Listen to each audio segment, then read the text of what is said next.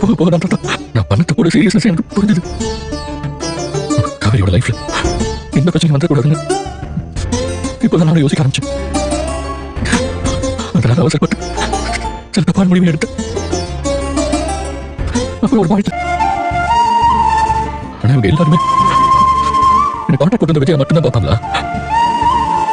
அது மட்டுமா தாத்தா நான் இப்போ நான் யாரும் பார்க்க மாட்டேன் தாத்தா.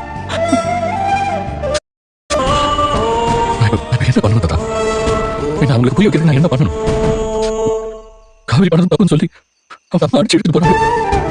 அப்படின்னு தெரிஞ்சாலும் அவங்க பொண்ணு ஒதுக்கி வைக்கலையே, எடுத்துக்கிட்டாங்கல்ல. அவங்க என் அம்மா வந்து நான் முன்னாடி சொல்லியிருக்கேன். அப்புறம் ஏன் தாத்தா இதை மட்டும் எடுக்க மாட்டேங்கிறாங்க?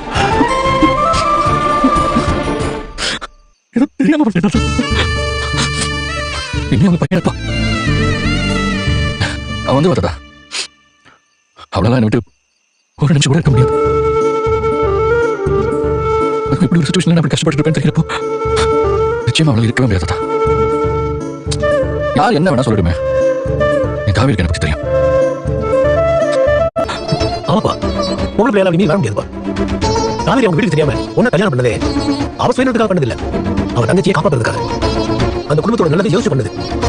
ஆனா அவ பண்ண அந்த காரியமே அவ குடும்பத்தோட நிம்மதியை பற்றி காரணமா இருக்கும்போது அவ கண்டிப்பா வரமாட்டாப்பா.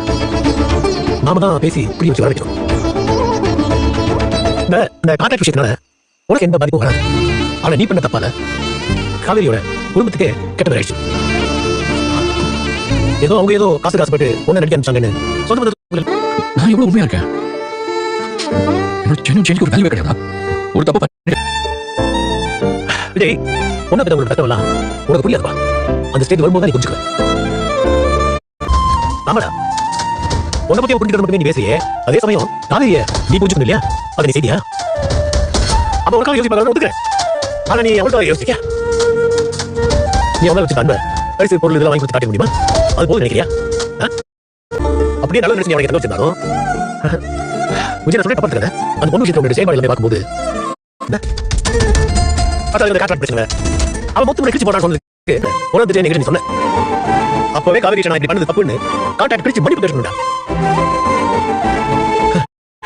உள்ள குழப்பத்தோட இருந்து குமாரே, அந்த பொண்ணு நான் உனக்கு ரிலையன்ஸா இல்ல பிஎஸ்என்எல். ரிலேஷன்றது வாயில வரல, உனக்கு எதுக்குடா இங்கிலீஷ்?